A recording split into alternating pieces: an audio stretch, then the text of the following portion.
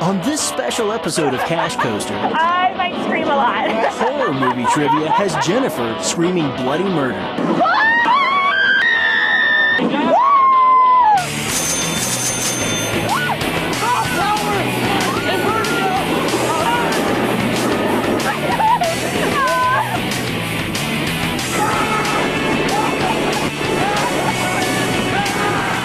Welcome to this special edition of Cash Coaster, sponsored by Insidious 3 in theaters on June 5th. Are you ready for your horror movie related question? Yes, I'm ready. Okay, name as many horror movie villains as you can. You have the entire length of the coaster to answer this question. You get $2 for every answer that you answer correctly, and you can start at the top of the hill when I tell you to, okay? All right. You ready? I'm ready. Okay, hold on. I might scream a lot. That's okay, you can scream.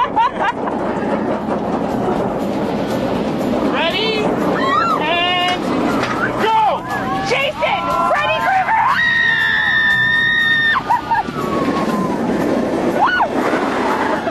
Chucky! Aliens! I want Chucky!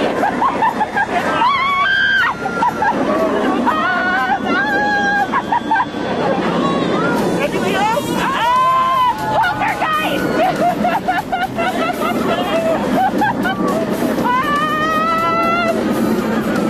Jack from The Shining! Stanley Kubrick from A Clockwork Orange!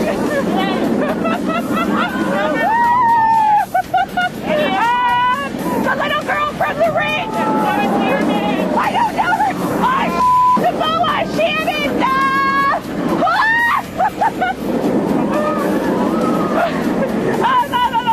Any last minute ones? Samara! Samara! Ah, there we go.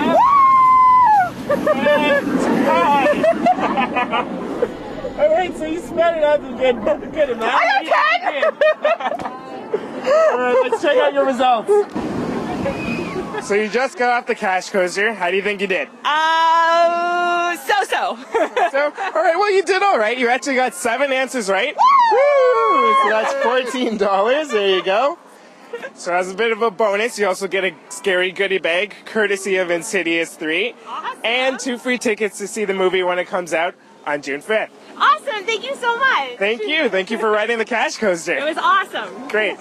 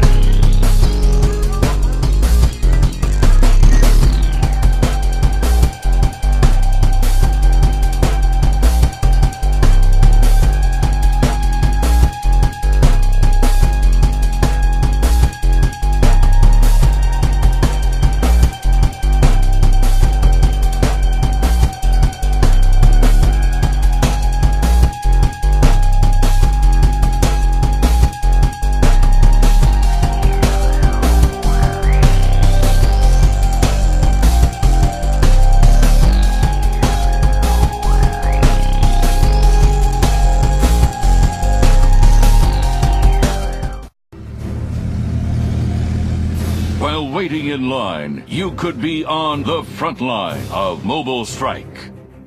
Defend your team against ruthless attacks.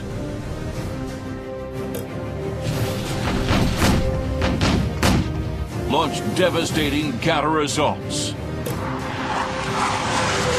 Did you see that?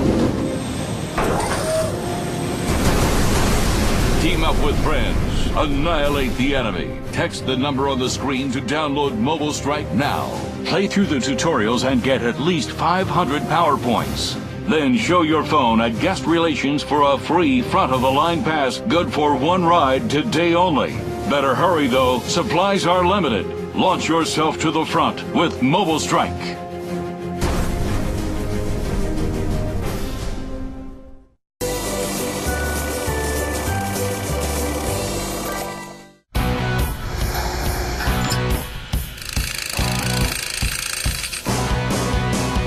On this episode of Inside Track, we'll dive into the construction process of the world record-shattering Valraven. From building and maintaining the world's greatest rides to how we serve millions of guests, Inside Track takes you backstage and behind the scenes of your favorite parks. The Valraven's build begins with pouring foundations for the station, brake area, and the track supports themselves. Once the footers are in place, you set the structural steel and the elements. Once the elements are in their precise location, you can continue on by grouting the base plates and locking them into place. The Valraven's design has larger box beams than other coasters, which allows for fewer columns throughout the ride. In order for the ride to support itself, you have to build from the bottom of the drop element to the top of the drop element. Once that's in place, you can connect the drop element itself to the drop feature as well as the lift hill. The lift hill went first because it's more complex. The heaviest piece is on the lift hill and it weighs a little over 34,000 pounds, which has to be paid close attention to because of the working radius that each crane has. Hold that. Hold that. With the lift hill installed, the construction races on in the direction of travel. Slowing only for the installation of the block brake. The block brake wasn't easy. We had to use the two cranes to lift it to the proper height and swing it into place and set it on its support structures. Construction continues until the 84th and final piece of track is put into place.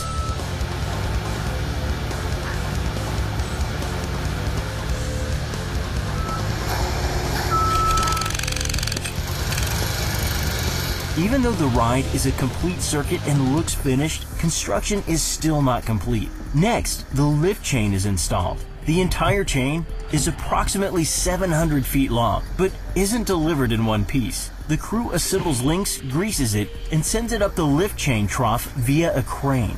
Once fully installed, tension is added to the chain by adding counterweights. It's very intense work. We're grateful for the construction crews out here building the ride and battling the elements. After 6 months of intense work throughout the winter, Valraven has emerged, ready to dive, swoop, and delight guests from across the globe.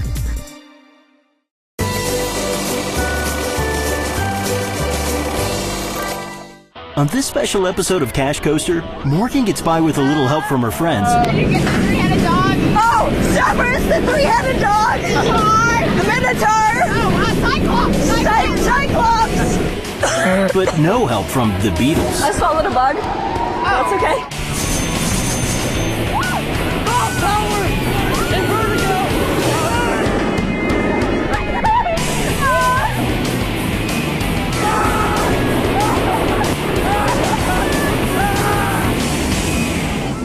Welcome to a special edition of Cash Coaster, sponsored by Game of War, Fire Age. Are you ready for your Game of War related question? Yep. All right, you ready, guys? All right, you're gonna name as many Greek mythology characters, gods, goddesses, heroes, whatever you can think of. You have the entire course of the ride to answer this question as many times as you can. $5 for every correct answer that you give. And the game is gonna start when we get to the top of the lift hill. Are you guys ready? Yeah. All right. Pretty loud. Wait until I say go. And go. Hera, Zeus, Apollo, Aphrodite, Hermes, Athena, Hera, Zeus, Persephone, Pegasus, Daedalus, Icarus, Hades, Persephone, Poseidon, Apollo, Hercules, Apollo. I got that one. Yeah.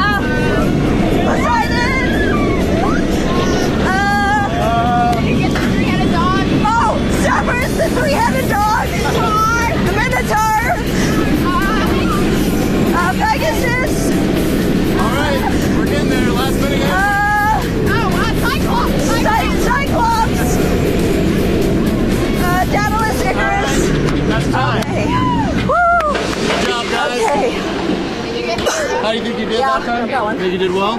Yeah. All right. Swallowed a bug, but All that's right. okay. We'll tally up the answers and see what you guys ended up with. I swallowed a bug. All right, so you just got off the cash coaster. Tell us a little bit about what it was like to try and answer those questions while you were on Diamondback. I think we did pretty well, but we forgot a lot of the stuff that we knew because it was on a roller coaster and we have about 2 minutes to answer as much as we can. So. Okay. If you had to guess, how many do you think you got right? Probably 10 to 12. 10 to 12? Okay. You actually did a lot better than that. You got 17 correct answers, which equates to $85. So there's your cash. Thanks for playing Cash Coaster. Round of applause, guys. You did a fantastic job. All right. Okay. High fives all around. Because this is a special cash coaster sponsored by Game of War Fire Age, we're going to be hooking you guys up with this goodie bag here. And now we're going to take a special look at Game of War Fire Age.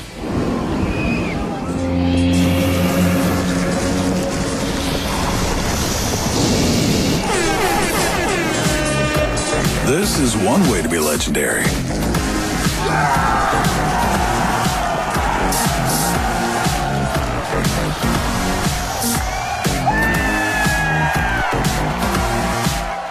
But Game of War is the best way to be legendary. Become legendary for free with Game of War. Play for free now at the App Store.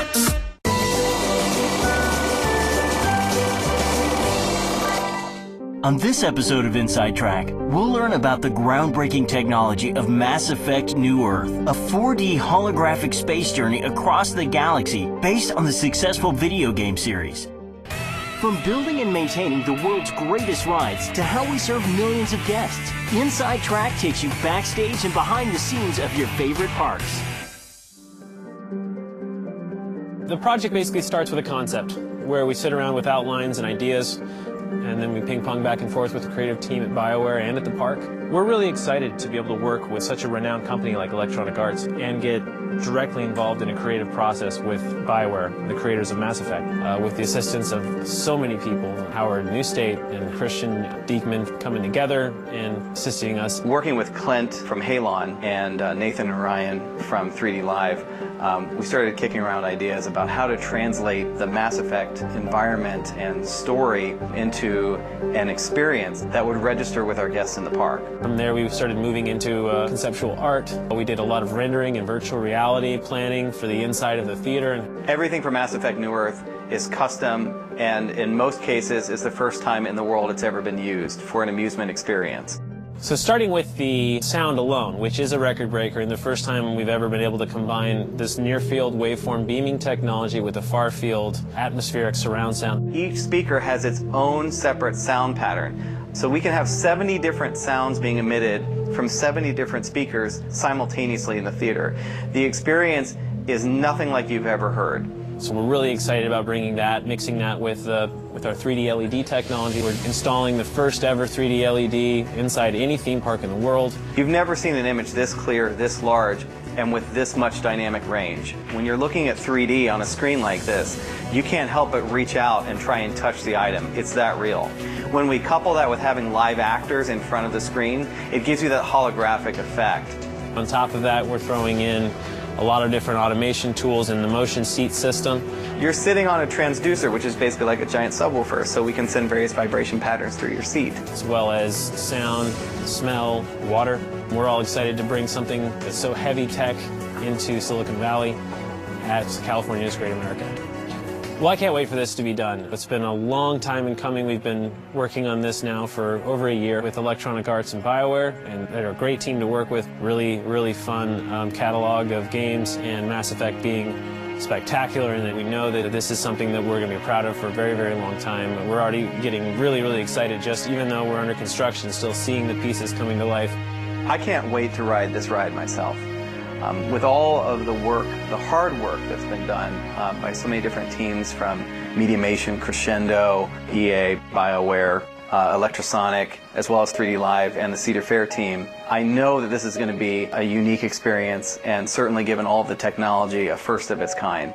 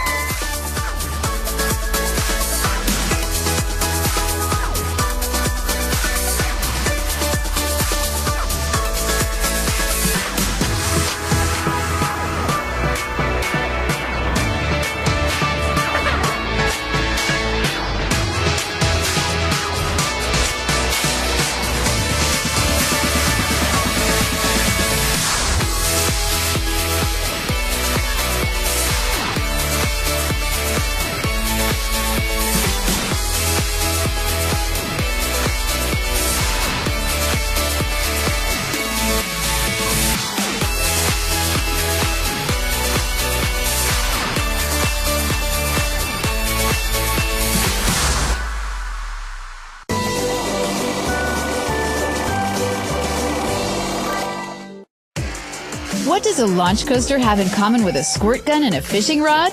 Find out on this episode of Ride Science.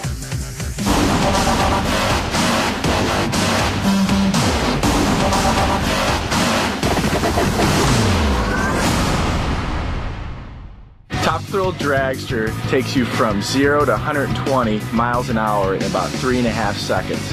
It's an incredible launch that you cannot get from any other coaster or experience. Isaac Newton said that objects at rest will remain at rest unless acted upon by an external force. When Top Thrill Dragster's train is waiting to launch, it's 4 tons of metal at rest. It's not going anywhere unless a pretty big external force acts on it. In this case, the external force is the catch car, a block behind the train that pushes it hard enough to launch the train. It's one of the very few rocket coasters in the United States. There's a catapult system with a winch powered by hydraulic motors to get you going very fast, very quickly. Deep in the ride's machine room are cylinders containing giant pistons. In each cylinder, nitrogen gas is on one side of the piston, while hydraulic oil is on the other side. 16 hydraulic motors pumps push the oil into the cylinders. This oil pushes on the pistons, which puts incredible pressure on the nitrogen gas. The nitrogen is compressed, almost like a coiled spring. When the pressure is just right, the operator pushes the launch button to open high-speed valves. The liquid is forced out rapidly. Some squirt guns use a similar idea. On Top Thrill Dragster, this rapid flow of oil turns gears in 32 hydraulic motors attached to a drum. The 7-foot diameter drum rotates at over 500 revolutions per minute, reeling in the cables like a fishing rod. The cables are attached to the catch car, which pushes the train from a dead stop to 120 miles per hour in 3.8 seconds, faster than any car on the road. There is just hundreds and thousands of moving parts on this ride. In fact, I would go as far as saying more than all the rides combined here at Cedar Point. It's a quick ride, but it's a great thrill that you can't get on any other coaster here. On the next episode, now that the train is in motion, how is it going to stop?